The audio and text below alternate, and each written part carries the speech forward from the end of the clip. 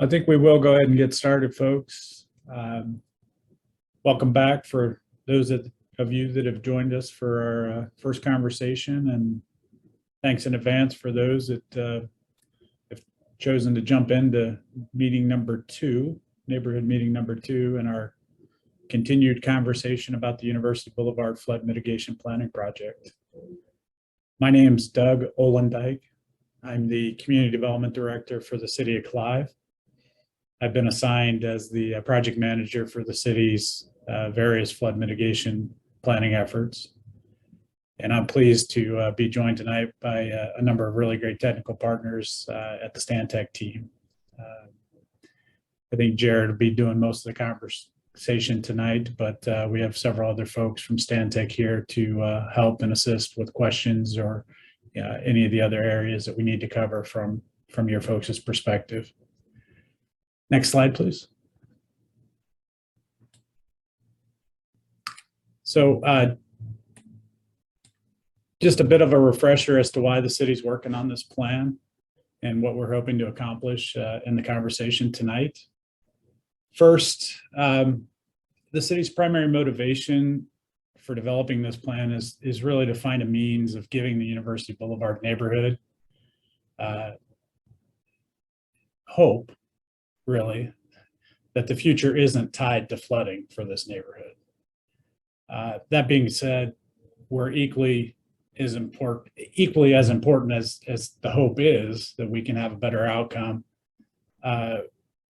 We know that it needs to be more than just hope. We have to have action. We've been dealing with flooding in this neighborhood for as long as the city's been here, and we're hoping that we have a future that is more resilient, less impacted by those flooding conditions. And again, I think what you'll continue to see and hear from the city side of this is we are highly motivated to find solutions instead of continuing to kind of fight Mother Nature and hope that we can somehow win that battle. We're ready, willing, and able to start finding a new path for this neighborhood. A critical part of the plan is really in making sure that we've done everything we can possibly do to get you the information that you need, the good, the bad, regardless, the factual and the unvarnished information that you need to make the best possible decisions for you, your family, your business, your other interest in this neighborhood. What this plan is not, and what we're not talking about tonight, is any type of definitive direction from the city mandating that you have to do a certain action. This is something that we are in together. You are part of the community, you are part of the Clive family, and it is important to us to make sure that we're looking at this as a partnership. As something that we are going to do together to have the best possible outcomes in the future. So we want to make sure that we are meeting you where you are. We want to come alongside you and make sure that we are partnering with you to get you that best possible future. And ultimately, the city desires, to put it in simple terms, that you have a stress-free, or at least free of flooding stresses, whether or not it's in Clive or whether or not it's someplace else. Secondarily, we are hopeful that us working together allows us to do this challenging work at a time and a place that's really free from the pressures of figuring out very hard and very complex things when our feet are wet. So it's really important for us to be proactive and really make sure that we're communicating clearly, giving you the information, and then finding ways to assist you when and where you are ready. Next slide, please. So again, really since the 18 floods, the city's perspective has changed quite a bit on how to manage this condition. The city is now interested, as I said, in finding ways to develop a more lasting, more durable means of coexistence with Mother Nature. The flood conditions in the neighborhood are real. You know, for those of you that have been around, you've seen it every 3 or 4 years over the last 10 or so. And if you've been around for a couple decades, you've seen some pretty significant events in 93 and 86 and some other times. And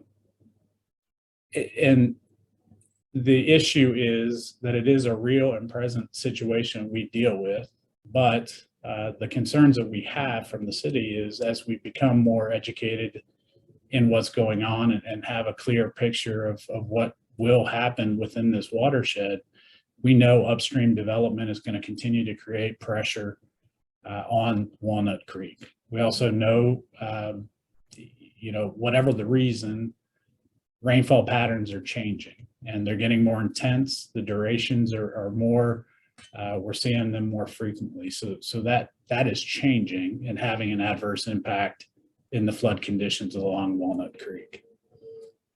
So as we really tasked Stantec with the scope for this project, we wanted to have them explore a real broad range of solutions that would give us the opportunity to break the cycle of flood, rebuild, repeat. That's a silly place to be, and that needed to stop. So that was really the primary point in this effort, is to find solutions, cost-effective solutions that will allow us to get out of that cycle and allow us to start charting a more resilient future path.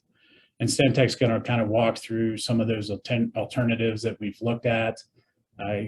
You know, ultimately, for those that were involved and have kept up with the material, many of those solutions don't provide the range of benefits, the full range of benefits for this better future condition. And ultimately, the recommendations and really what we're talking about moving forward is primarily related to buyouts. So acquiring properties, removing the risk in terms of flood hazard to the structure and to potential life, helping folks get transitioned into that better place somewhere that doesn't have that flood risk condition.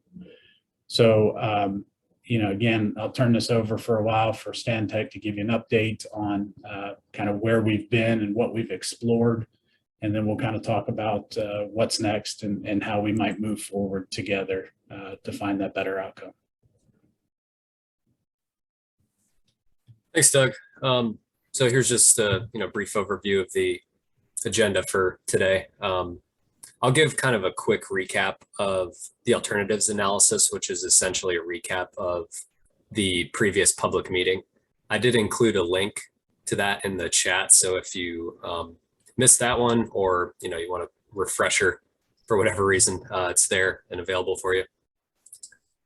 Then I'll go over what was kind of our, we sort of teased this at the end of the first public meeting, but we looked at essentially a bonus alternative that's a stream restoration or stream remeander alternative, and we'll explain kind of why we looked at that and what that entailed. And then I'll end up handing it back to Doug to talk through just implementation strategy, kind of where this all led to, how we're going about, or how we're recommending going about kind of the next steps there, and then what that kind of means for the property owners, for all you.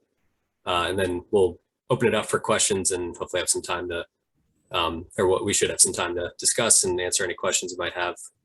And we'll go from there. So here's again a recap of the alternatives analysis that we did and kind of the Stantec scope.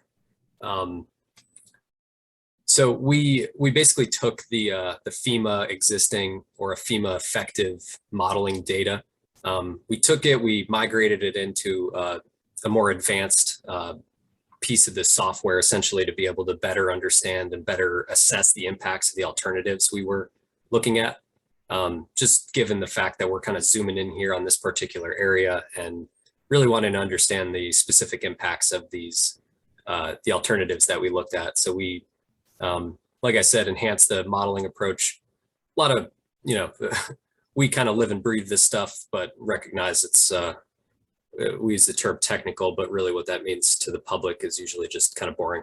But anyways, that's a lot more of this is covered in the first presentation. So if you are interested in any of that, that's all there. So we, like I said, we enhanced the modeling approach, and then we looked at a few different alternatives. So got them listed up on the screen there, but basically we looked at the removal of the railroad bridge that's kind of downstream or right in the middle of one of the commercial areas there.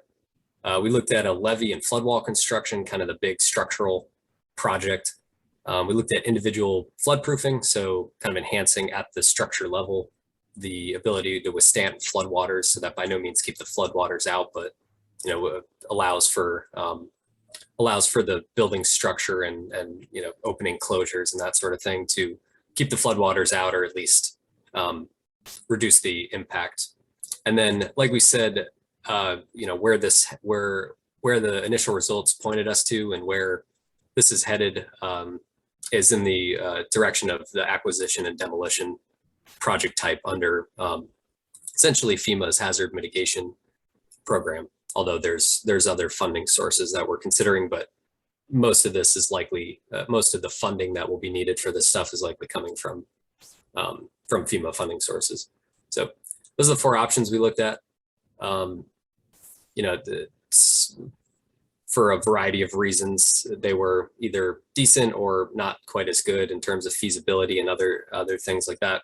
So we looked at these from a few different perspectives. We obviously looked at the capital costs that would be needed to implement those, as well as the flood reduction benefits. So those two pieces essentially get factored into what we throw around the term benefit cost analysis.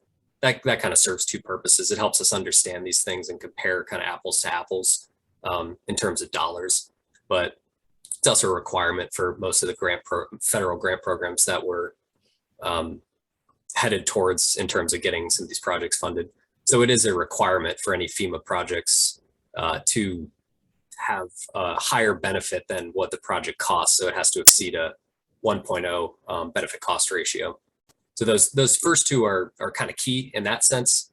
But in addition to those, just as a reminder, we also looked at kind of the feasibility of those different projects, timing, how quickly we could get the project implemented or get design progressing and that sort of thing. And then just some additional considerations along the lines of aesthetic and community appeal and, environmental benefit.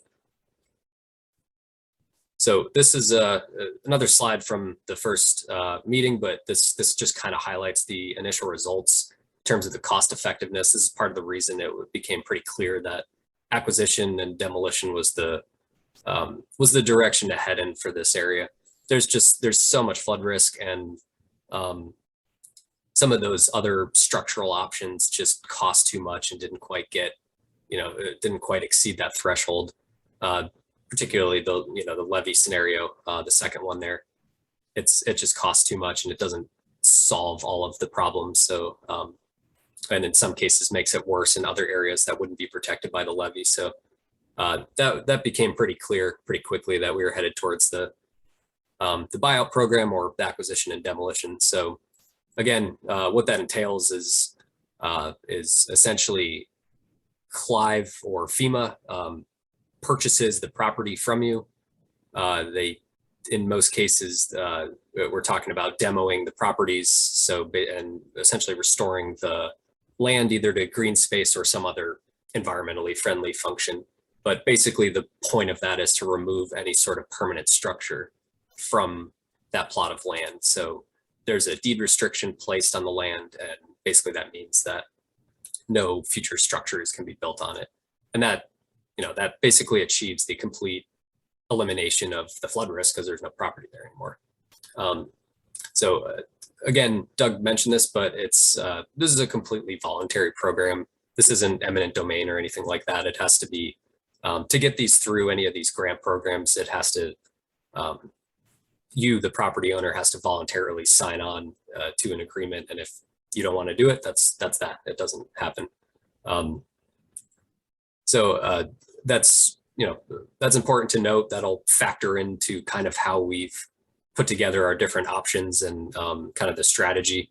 There's a lot of flexibility to this, and part of what we'll talk about in a few minutes here, we have kind of a recommendation, and we've sort of grouped these in terms of what makes sense to us. But again, it's absolutely dependent on your involvement in this, and you know, when this makes sense to take place from your perspective, and you know, the timing of all these things. So that all factors into how we see this playing out over the next, you know, 1 to 5 to 10 years potentially. So that's the recap. So here's kind of the final alternative that we looked at. This may not be entirely relevant to most people here, especially if you're considering participating in this buyout program and leaving the area. You may not care what happens to it after you leave, but this is relevant to those who don't want to leave, or those kind of on what we call the fringe of the floodplain. So kind of the outer extents where the risk is less. There is still risk, but you know, this was an alternative that could get a little bit of benefit for those people, and also kind of look at an option for basically reworking some of the land in terms of additional flood storage and just some additional benefits. So I'm going to go back and forth for a second, just between the existing channel here that you're seeing. So you're seeing the thick blue line, that's the river. And pay attention to particularly those few buildings, the commercial or industrial buildings south of the University Boulevard. So these buildings right here, this scenario we looked at assumes that those all go, and then we would basically do some regrading and some work in the floodplain there to achieve some additional storage. So I'll show you the before and after. We just looked at this is a conceptual scenario that we considered. So this is by no means what we expect the final product to look like if this were to get implemented. But again, just kind of showing that before and after. We're able to model that scenario, like account for the additional storage, and then that's reflected in our hydraulic modeling. So we're able to assess that and look at the additional impact or additional flood reduction benefit that sort of option would achieve. So here's a comparison between the flood mapping before and after. The orange is basically the area where we're able to pull in the floodplain just a little bit. Doesn't really seem like much. We're not talking significant reductions in water surface elevations necessarily.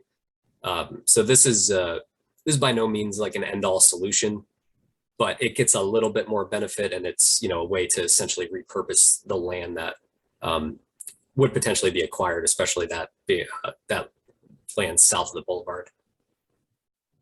So kind of mentioned most of this already, but addresses, you know, some additional benefit or additional support, if you will, for the people who are kind of on the fringe, who don't necessarily want to be acquired and can manage their flood risk. You know, you're talking the areas where there's not several feet of water during a major flood event. It's, you know, the areas where maybe you're getting some flooding on your property, or maybe you know, a couple inches or something like that, as opposed to the several feet kind of drastic you know, flooding conditions.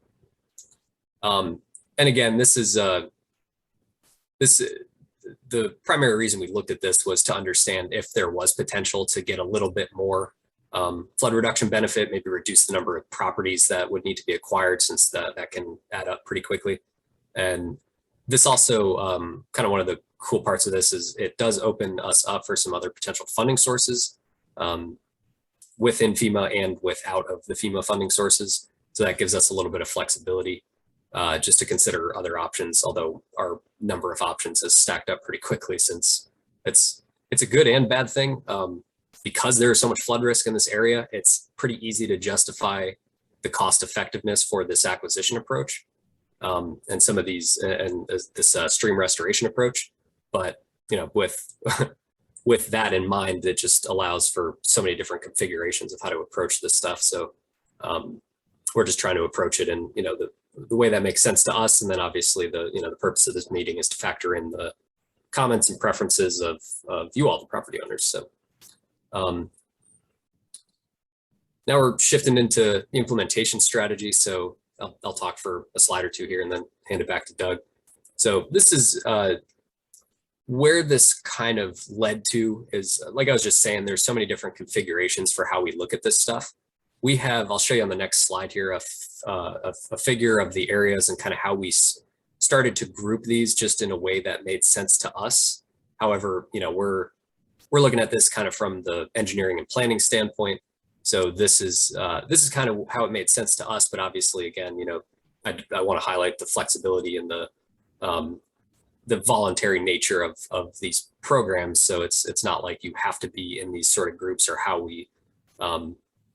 we're currently thinking about the timing of the grouping of these things, because it's completely voluntary, and you know we're wanting to factor in the individual preferences of everybody. So I'll just go to this so I can show you there. So we ended up grouping these. Like I said, for that stream restoration piece, you know, we would need the land essentially of this south of the boulevard area. So those we're kind of treating as like one group. The other group is some of the higher risk non-residential properties just north of the boulevard. And then group 3 was some of the residential buildings getting closer to kind of the exterior of the floodplain. And then what we currently have identified here in the green is, you know, properties that where it may make sense to just remain and manage your flood risk. So we factored in comments that we've gotten since the first public meeting, and also some of these that get even closer to the fringe area. It's not, you know, it's not entirely necessary or as pressing as say some of these others that have quite a bit more flooding. You know, it's not as pressing to get out of there. Your risk is less, but it's you know, so it's still there, but it may be manageable for those individual property owners to stay and manage their risk. And there's some other options that we have for the people that fall into that group. So again, this is kind of how we've grouped it so far, just in terms of sort of the buckets that we're putting it in, and those buckets will probably align with either individual or several different grant applications. The way this is going is this will, the final recommendation will be kind of a series of different clusters and potentially several different grant programs, depending on the pools of money available, depending on the project that it's getting coupled with, for instance, the stream restoration piece. So there's just a lot of moving parts, and we're just trying to put these together in terms of what makes sense for us. But again, you know, if reason I point out the flexibility angle is because if we're talking about grouping, say, all the orange buildings in one grant application, and somebody's not ready to be included in that round when it comes time to put that together, you know, that's it. We'll remove them and adjust accordingly. So that's kind of that's just how we're thinking about it right now. So I'll hand it back to Doug to talk a little bit more specifically about the approach and the different funding pools we're talking about and that sort of thing. So really, as Jared was kind of indicating here, it's a good thing and a bad thing. Great neighborhood, obviously, but the flood risk for these properties are immense. And you know, again, none of us have really seen the big one along Walnut Creek yet. So we've seen a lot of kind of middling type floods, nuisance floods. But our biggest concern is at some point, the large flood's going to come and have catastrophic impacts to these properties. And we want to make sure that, again, we're doing the work before that happens, really.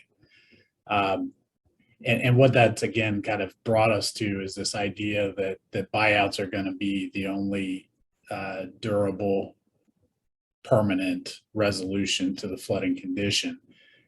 That being said, we're talking about almost 50 properties, right? So the scale of acquiring all of those properties is large. You know, we're talking nearly $50 million of cost associated with completing that task. That is not something that the city of Clive has the wherewithal or the capacity to do. We don't have $50 million to go and purchase properties. The only way that this is going to work is if we find partnerships and leverage our available resources against these other grants. And generally speaking, we're talking about hazard mitigation money from the federal government through FEMA.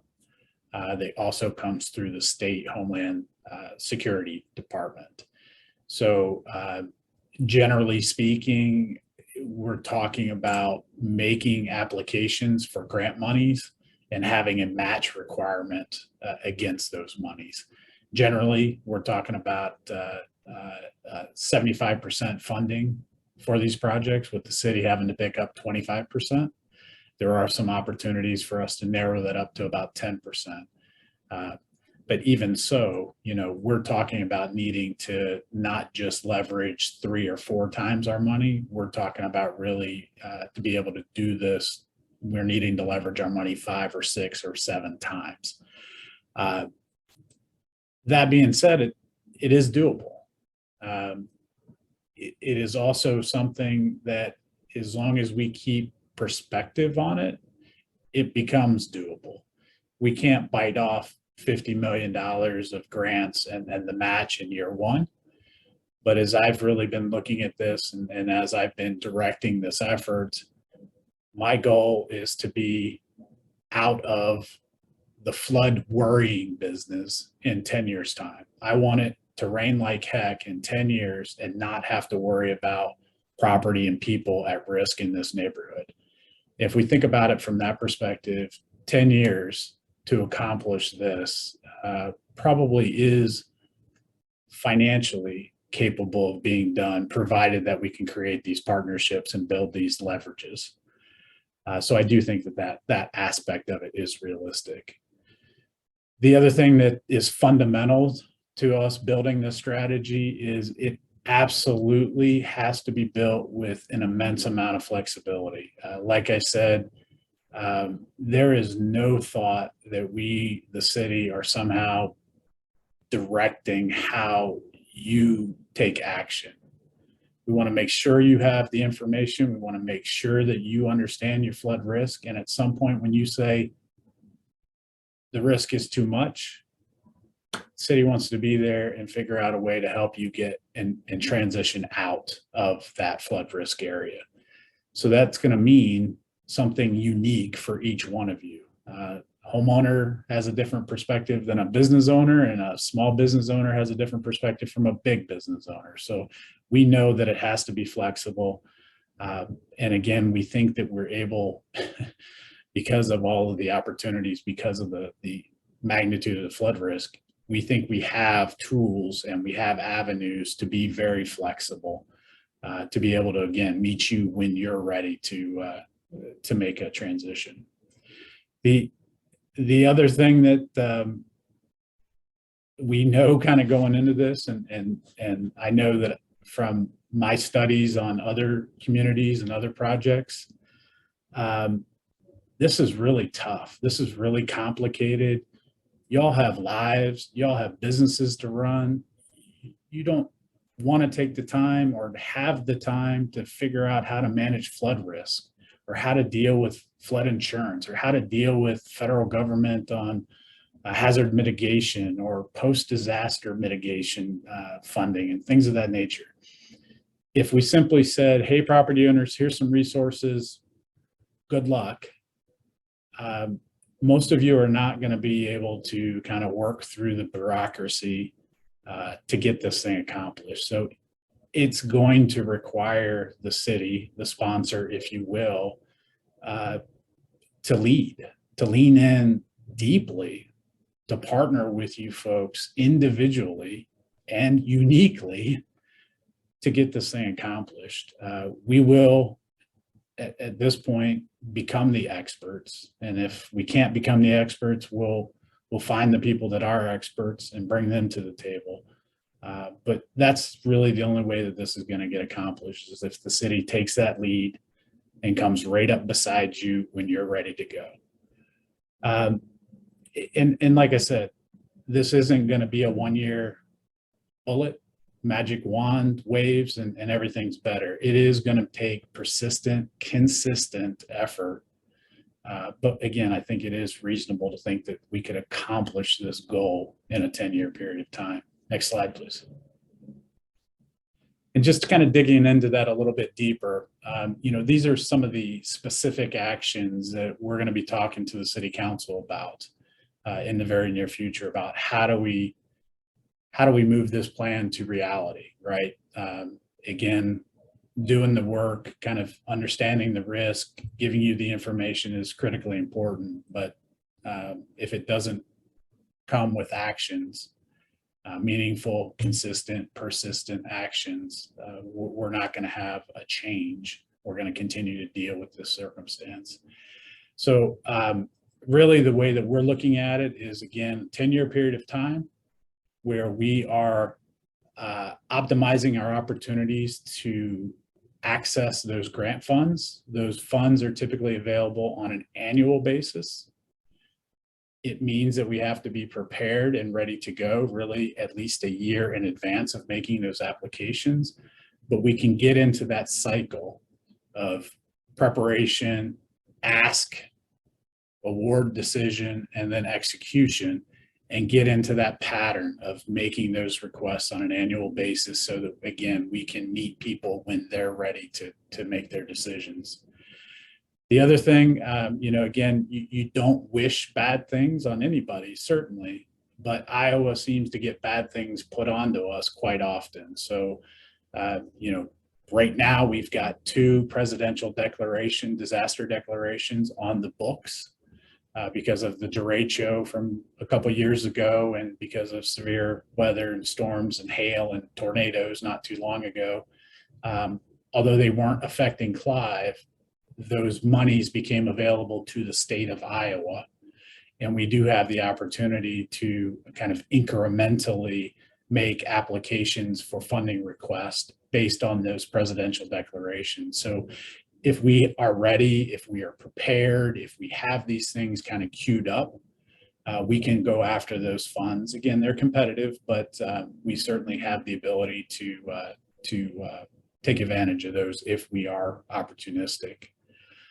As Jared indicated, we also studied this idea of, well, if we have to acquire the properties, are there other things that we can do to create benefits, not just to flooding reductions or stormwater or environmental benefits, but how can we double dip, if you will? If we have to do this, can we get something out of it? And if we can get something out of it, are there other people that are willing to help pay for it? And then ultimately, does it provide a better thing for the neighborhood? So if we can take this, unfortunate situation that we have in the neighborhood, and again, over a period of time, solve the immediate problem of flood risk, but then transition the space into something that can be an improvement, a betterment, a catalyst for a greater neighborhood. Those are the opportunities we think we can explore and extract those resources potentially to help us get this done. We also know in certain circumstances, we've got business partners that have been in this corridor for decades. And the idea of simply, selling a piece of property and picking up your business and moving someplace else, that's tough. So we know that, we may not be able to directly bring funds for business relocation, but there are opportunities in our minds to partner with some of our colleagues and some of our other related organizations and really crank on this idea of economic development, even though it's not economic development for the city of Clive. It is potentially a way to help with some of those business relocations to wherever their next home is. So it's a little bit weird to think about it from that perspective, but that's the level of care I'm talking about the city providing to property owners and working with you to make a good future outcome. Flexible. We've talked about this over and over again, but we need to make sure that these funding sources are aligned when you're ready for them. So that means that we're going to have to be a little proactive. That means we're going to have to create some kinds of funding accounts, if you will, that allows us to be opportunistic when those events happen, or to be opportunistic when, as a homeowner, you say, hey, I'm getting transferred to Minneapolis and I'm ready to sell my house. Well, okay, well, let's take advantage of that opportunity, for example. So we want to be very flexible with how we get this accomplished within this framework of a 10-year approach. We also don't want to forget about, again, those people that are on the fringe, or those people that are kind of set in where they're at. There are things that we can do. We can be prepared. We can work on interim solutions. We can look at flood proofing, whether or not it's permanent or temporary, but we can continue to work to be prepared to minimize those impacts to the greatest degree possible. Because again, this is going to be 10 years and it's liable to have 2 or 3 or 4 more floods before we get the project completed. The other aspect I think I've said a few times is this has to be a consistent, active engagement. And although I put city engagement because it's really our responsibility as we move down this path to stay connected to you all, it's just as important that you are staying active and consistently engaged with us. This, again, success is only going to come from the two of us working together to find the best outcome for your unique circumstances. And if you're not a part of that, that makes it pretty hard to sort out the riddle. But I think, as we go and we present this to this particular point, we've certainly had a lot of interest from the mayor and the council and the city's leadership that this is an important area. It is a high priority. And I do think that if we put together an articulate plan, we have good community support for it. I think they are willing to provide the allocation of resources, whether or not that's people time or dollars, to really be able to make this thing go. And ultimately, we can plan, we can run models, we can do all kinds of things to kind of get a handle on what the potentials are. But at the end of the day, the floodwater is coming. We need to do something to get out of the way, and that's going to require direct and specific actions. So plans aren't going to fix it. And we need to get started now is kind of the generalized approach. Next slide, please. And again, as we present this to council later this month, and we get some affirmative action from those folks that, yes, this makes sense, and we're ready to move forward from the city side, the resource side, we're talking about getting mobilized and after it immediately. Really, the next step is reaching out to property owners and saying, who's interested in being part of this first phase of grant application.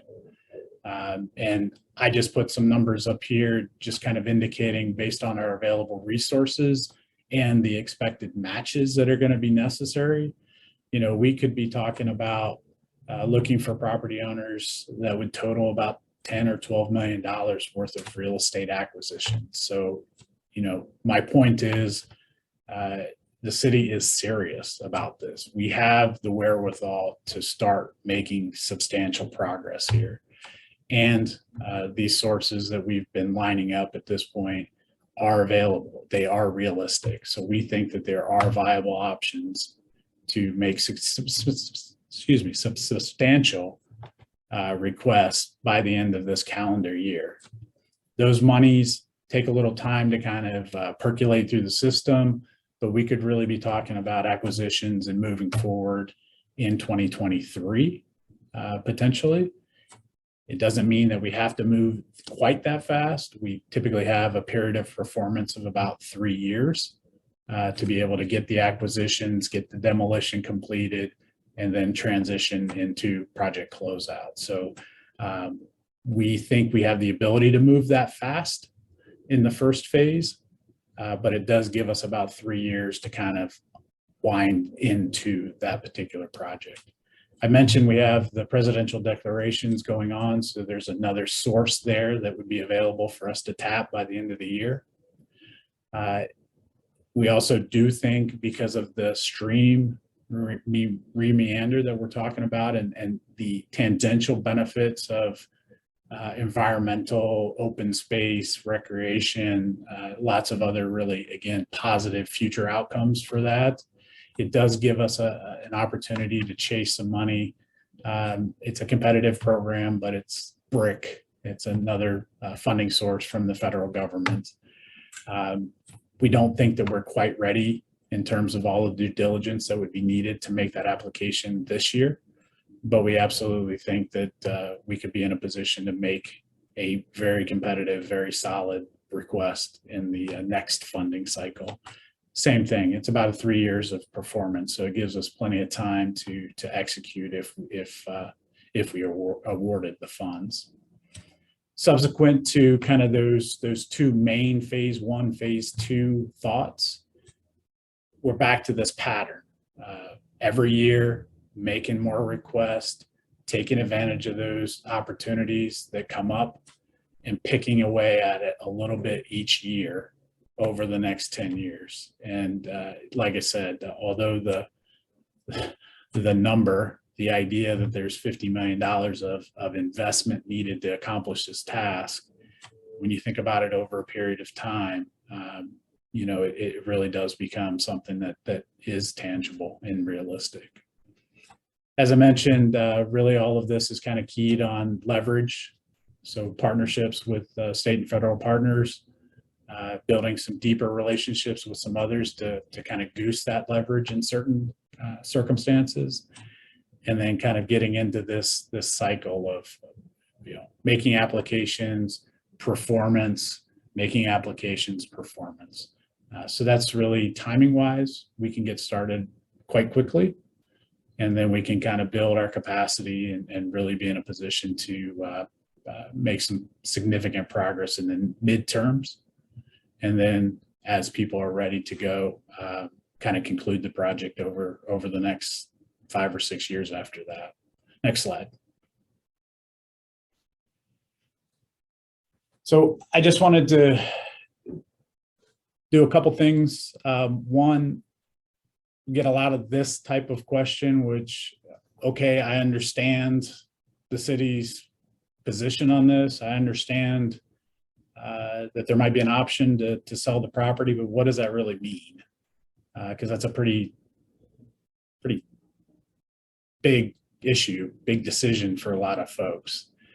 Try to give you a little bit of background on this. And again, I'm happy to get into further conversation, or again, just as I mentioned with the first meeting, it's going to be probably a little bit hard to talk about your specific circumstance, but I'm happy to do so if you'd like.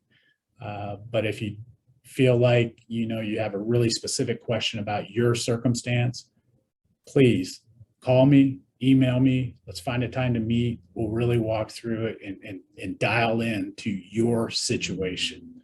But big picture wise, the best thing I can tell you about kind of working through this process is that the city is going to be there from the beginning, providing all of the information you need, doing all of the homework that it's necessary, doing the legwork. We have gone into this in terms of the 15 properties we've acquired to this point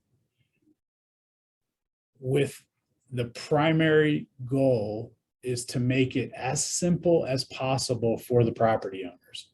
You have other things that you want to do with your life other than mess with this. So it is our goal to figure out how to make it as simple as you showing up and signing some papers. And I know that is a little too simplistic, but that's what I'm trying to accomplish. That's what the city is trying to do for its family, for the folks in our community. Couple of the other key points in terms of this acquisition, it is all based on appraisal. Fair market value of the property, that's the purchase price. when we use federal money or state money, it comes with some strings. So there are some things that we're not quite as flexible about as we have been with some of the other properties that we've acquired with local money. But in all cases, the properties are purchased at appraised value, fair market value. The other key thing, and again, this only really impacts the business owners in the corridor, but what we're talking about is the real estate. So the cost associated with transitioning the business expenses are not something that are easily or able to be covered through these acquisition programs. We are exploring some other opportunities, and again, we think that we can come alongside some of our other partnerships to potentially help with some of that. But at the end of the day, what we're talking about is real estate acquisition. There are a lot of hoops to jump through to make these applications work, whether or not it's appraisals or whether or not it's title work or whether or not it's environmental site assessments for the commercial properties. Again, we'll work through that. We'll provide those services. We'll coordinate with you folks to get all of that accomplished, but it does take some time and energy and effort from your part. Although we do a lot of it, we can't do absolutely everything for you, but we will make it as easy as possible.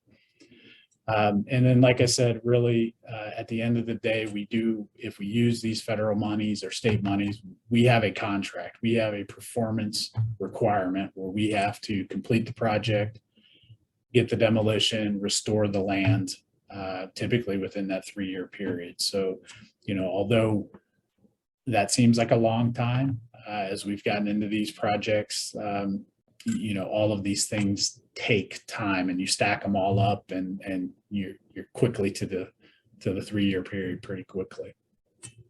And I know that all of us have said this probably 10 times to this point, but nothing that we're talking about is going to be required of you. It is your decision. At some point, when you feel like the flood risk are too great for your piece of property, that's when we come alongside, talk about this acquisition as a voluntary resolution to the issue. That again, can't be stressed enough in my mind. Next slide, please.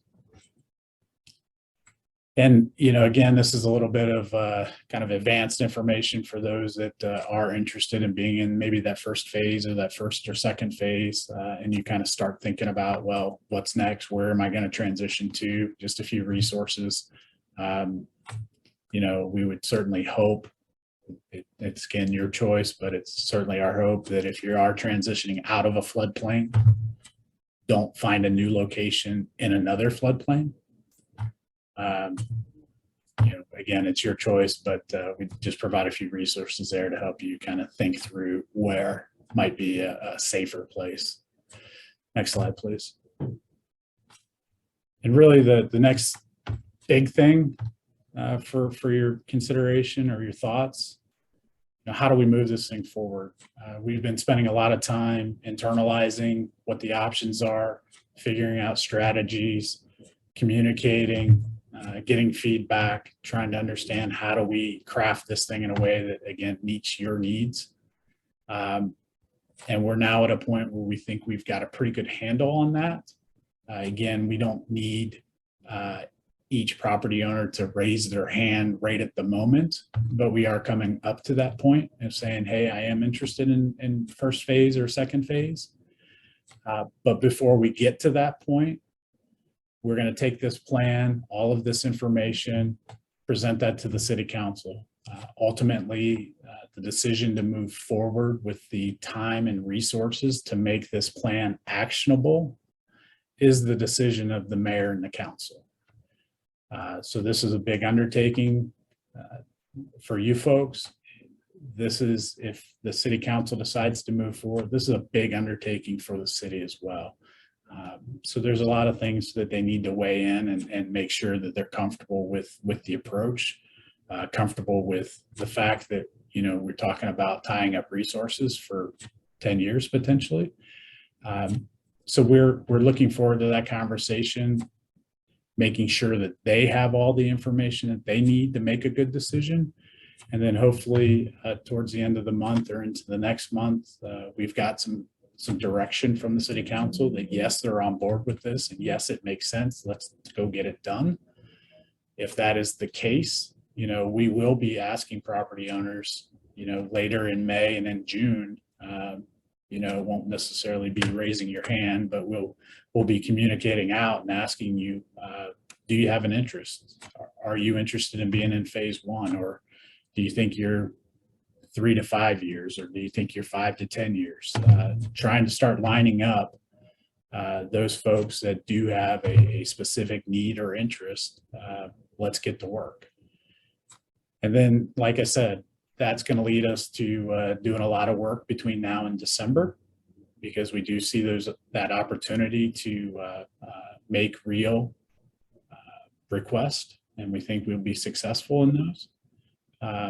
But it requires these steps to get to that point.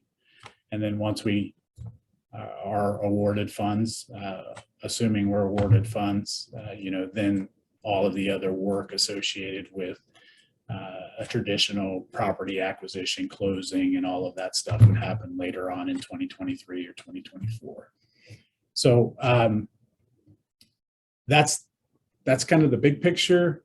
That's the immediate actions that we're talking about. We did put this little note on there because I think it is important that we're talking about multiple years here, and people are still going to be in this neighborhood and have risk that they're going to have to manage. So we're not forgetting about that. Yes, we're talking about these big steps, bold steps, but we also need to make sure that we're continuing to provide the preparedness and the resources in that interim period of time. So, like I said, very much welcome conversation if you have some questions now, or again, if your unique circumstance needs to kind of go offline, please feel free to give me a call, and we'll take the time to kind of go through interim conditions or short-term issues or long-term, whatever, again, is going to meet your needs. That's what we want to try and deliver for you. So I think that's kind of the end of the talk. And again, we'd be happy to open it up. I think we have a small enough group. So if you want to throw in a chat comment, we'd be happy to answer that. Or if you'd like to take yourself off of mute and ask the question, again, I think we have a small enough group. We can probably handle that as well. Anybody have a question?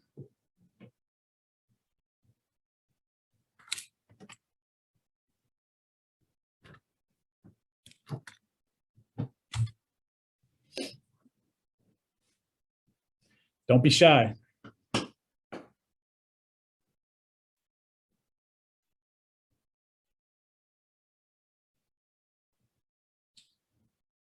Well, like I said, if you have specific things, follow up with me. You'll be getting another correspondence from me probably in about a week.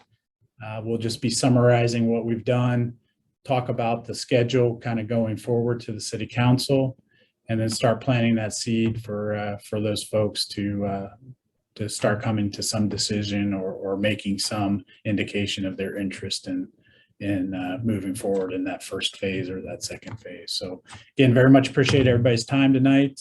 Hopefully we answered all of your questions, but if not, again, please feel free to reach out at your convenience. Thanks, everybody.